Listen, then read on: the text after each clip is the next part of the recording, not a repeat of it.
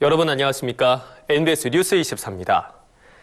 지난해 농축산업의 경영 여건이 최근 15년 만에 가장 좋았다는 통계청의 조사 결과가 나왔습니다.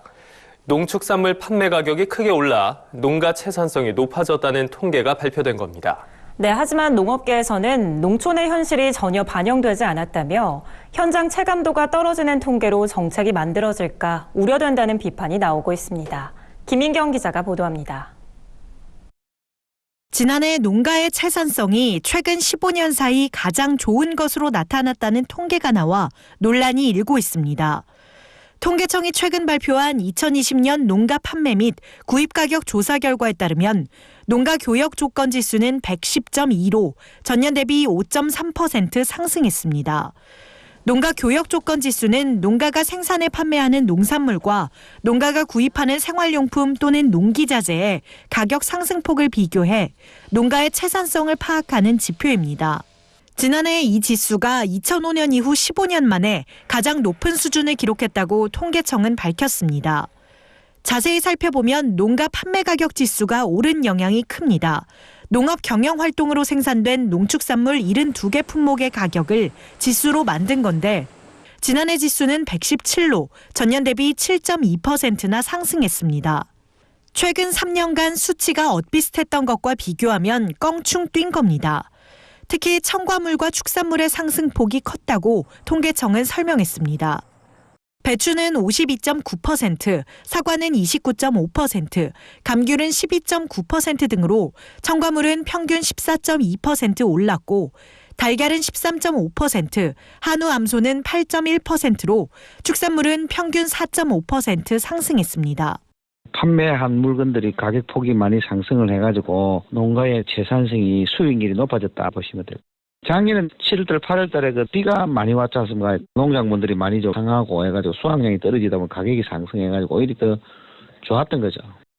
그러나 품목별 희비는 완전히 엇갈렸습니다. 부문별로 들여다보면 맵쌀, 찹쌀 등 미곡은 판매 가격 지수가 올랐지만 쌀보리, 맥주보리 등 맹류는 떨어졌고 또 검정콩과 팥 등 두류의 하락률도 컸습니다. 과수 가운데서도 사과와 감귤은 오른 반면 배와 단감은 판매 가격 지수가 하락했습니다.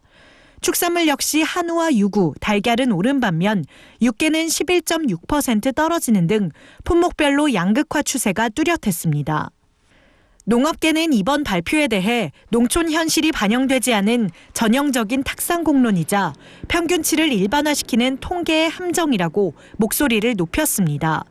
지난해 태풍으로 과수 낙과율이 높았던 데다 폐원한 농가도 적지 않다는 현실, 또 코로나19에 따른 학교급식 중단, 외식 소비 감소 등으로 농가들이 그 어느 때보다 어려웠다는 사실은 전혀 고려하지 않고 단순히 평균 가격만으로 농가 채산성이 좋다고 판단했다는 겁니다. 태풍이 3번 와가지고 가수 절반 이상 떨어져 버렸잖아요. 낙가가 돼버렸잖아요. 쌀값도 올랐다고 하지만 쌀값도 흑수 피해, 백수 피해 해가지고 태풍 3번 때문에 피해가 있고 수확량이 30% 줄었습니다. 조금 오른 걸 가지고 채산성이 좋아졌다. 그 말이 아니잖아요.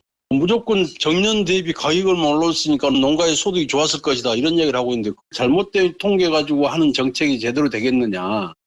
농업계는 또 농가 경영비를 나타내는 농가 구입 가격 지수가 꾸준히 오르고 있다는 사실을 통계청이 간과했다고 지적했습니다. 특히 농약비가 22.8%, 비료비가 7.2%, 영농자재비가 5% 등 재료비가 대폭 올라 농가 경영에 크게 부담을 줬고 노무비는 여성 4.6%, 남성 2% 상승해 평균 3.8% 오른 것으로 조사됐습니다. 영농 현장의 현실이 고려되지 않은 통계를 바탕으로 농업 정책이 입안될까 농업계는 전전긍긍하며 한숨만 내쉬고 있습니다. NBS 뉴스 김인경입니다.